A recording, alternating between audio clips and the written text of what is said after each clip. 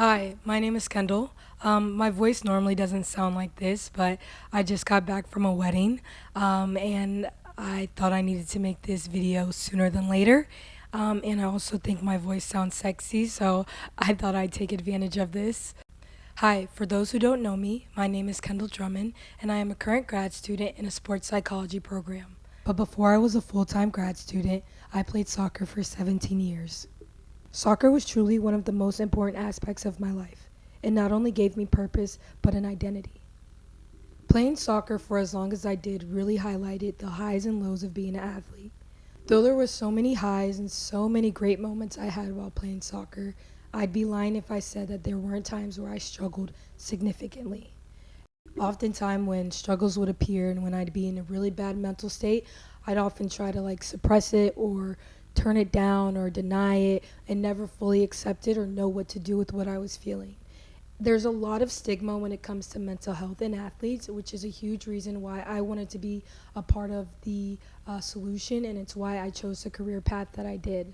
It brings me so much joy knowing that the conversation of mental health is starting to creep its way into athletics, because I think it's one that for so long has been overlooked or not taken as seriously as it should be.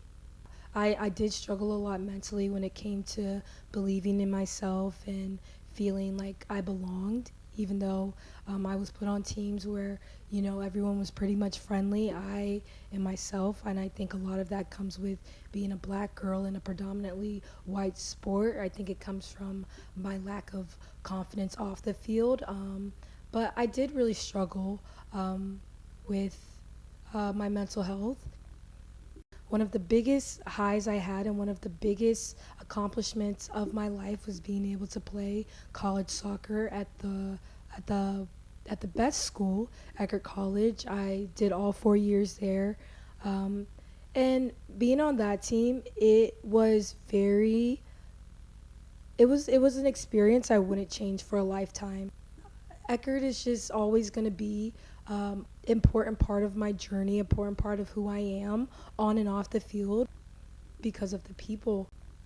For a long time, I really struggled with my identity, and I think the people who I surrounded myself with during my time at Eckerd just made me feel better and made me feel more sure and more confident in myself and brought me back to myself tons of times. I owe every ounce of gratitude I have to those individuals and to that place and to the coaches, and it's just such a highlight of my career.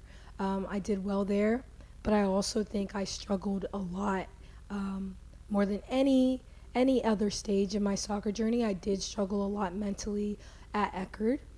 I just didn't really know how to be proud of myself. I didn't know how to look at my accomplishments and feel satisfied. And I really did care about what my teammates thought about me and what coaches thought of me, and what my parents thought about me. So I feel like I went through stages where I felt so much pressure from so many domains of my life. I'd say my senior year is when I started to go through burnout, and I didn't understand what I was feeling. Truly, I just remember not having a lot of energy, not having a lot of motivation, and I thought it was because something was wrong with me, like I wasn't working hard enough, I didn't care as much as I should, and I felt very frustrated with myself because I was having those feelings. But from going through my first year of grad school, I realized that it was burnout, and burnout came from so much stress and so much pressure, not only from athletic settings, but also in my own personal life. And so I think that was very hard to navigate for me, because I didn't have outlets. Like, I had close friends and teammates, but again, there's so much stigma around mental health when it comes to athletes that you don't necessarily know how to have those tough conversations or how to be like, I'm struggling and I don't really know what to do. I think before my senior year, I was just very intentional about protecting my joy when it came to soccer, because I've heard stories of players being like, I stopped playing my sport because of a coach or because of a teammate or just because of a negative experience. And I just didn't want that. So I think growing up, I tried not to care about things that were out of my control. So, like, what my coaches thought or my parents or my teammates and things. But I think my senior year, I let all of that sort of creep in, and that really did diminish and kind of destroy my love for soccer, and that was very hard to go through and very uncomfortable. And I think when soccer finally ended for me, I felt a lot of things at once. I felt relieved. I was happy. I was relieved. I was a little frustrated. I was angry. But I think the main thing I struggled to feel was proud of myself and proud of the 17 years that I had devoted to playing soccer. Post soccer, it's been almost two years, I think, coming up on 2 years since I last played soccer. And I'm just gonna be honest, and I'm gonna be vulnerable for a second. It's been very hard. Soccer was just always more to me than like the game, and um, it was just always more to me than a game, and I think it always has been. I met a lot of my closest friends in soccer, and truly, I just miss being a part of a team. I miss being a part of something and kind of working towards something and having a purpose. I think I had really high expectations for what my life was going to look like post soccer. Like, I was like, okay, I'm going to be happy. I'm going to have all this free time. I'm going to spend more time with my loved ones and not having to worry about, oh, a game this day or training or things of that. But that didn't end up happening. And I struggled a lot mentally. Um, I struggled a lot in my personal life, personal things, and that led to, some self-isolation. I wasn't sleeping. I was indulging in some bad habits. I was not eating as much as I should, and ultimately just my whole well-being and just everything about the light and the person that I once was as an athlete was gone. These past 20 months have been harder than I could have ever imagined, and I was just holding on to pain, replaying everything in my head, um, trying to make sense of how I got here, staying angry, staying stuck, and just kind of blaming myself for things that would happen in my life, and kind of blaming myself for letting myself get so depressed and just so low, and that truly kept me from living and wanting the life that I always wanted for myself. I love soccer deeply, but it was never my dream to play it forever or to go pro. My dream, I feel like, has always been much simpler than that. And that's been to smile and to dance and to love fully and to just be happy. And I think soccer gave me that for a really long time. And now I think it's time for me to find all of that joy and all of that happiness beyond the athlete. I think that was just a perfect segue for why I made this video in the first place, and that is to introduce a new project that I am working on. During my time as an athlete, I have had the privilege of knowing some of the most hardworking and most resilient athletes with all different backgrounds, all different stories and journeys, not just in soccer, but across all sports that have deeply inspired me. And I really believe that their stories can inspire a new generation of athletes. I really wanted to create a platform where I can have real conversations with athletes or retired athletes, where we could talk about mental health and we could talk about pressure and we can talk about anxiety and we could talk about all the not so fun parts about being an athlete, but also highlight and give them opportunities to reflect on all the highs and all the things that they were able to achieve and overcome during their time as an athlete. And I'm doing that through a platform called the Club Ken Podcast.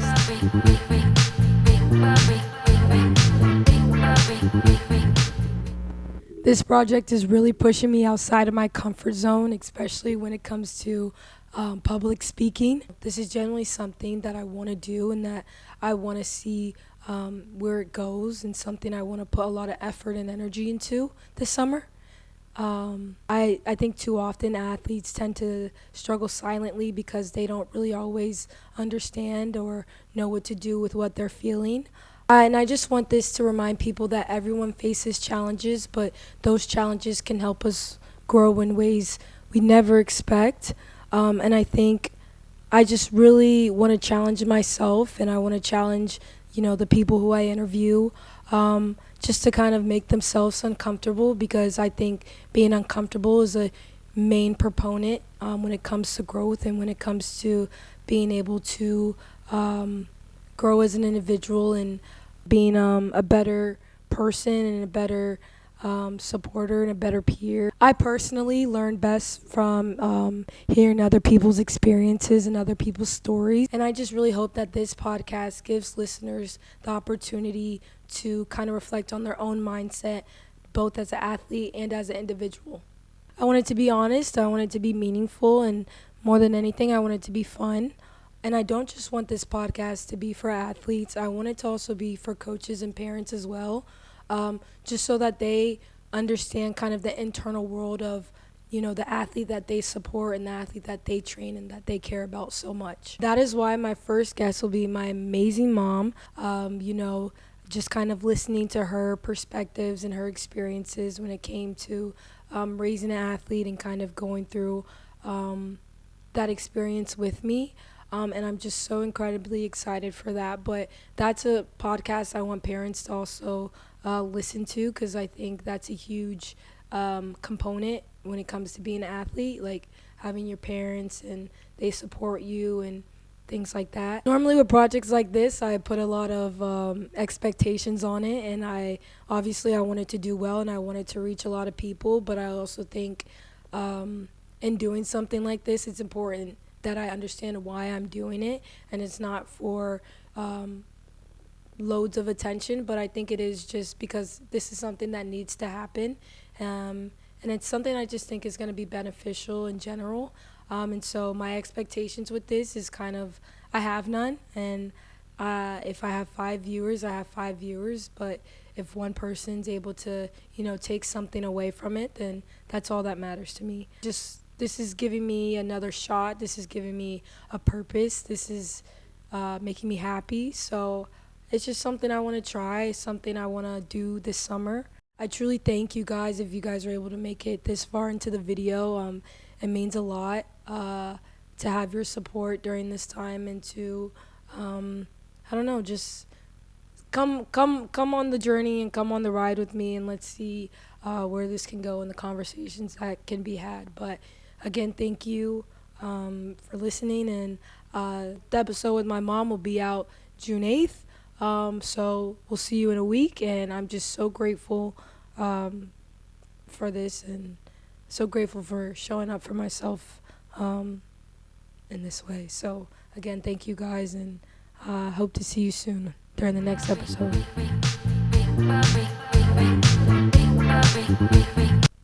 My dream was always kind of to be a club runner one day, and the club was going to be called Club Ken, but I guess this is my dance floor.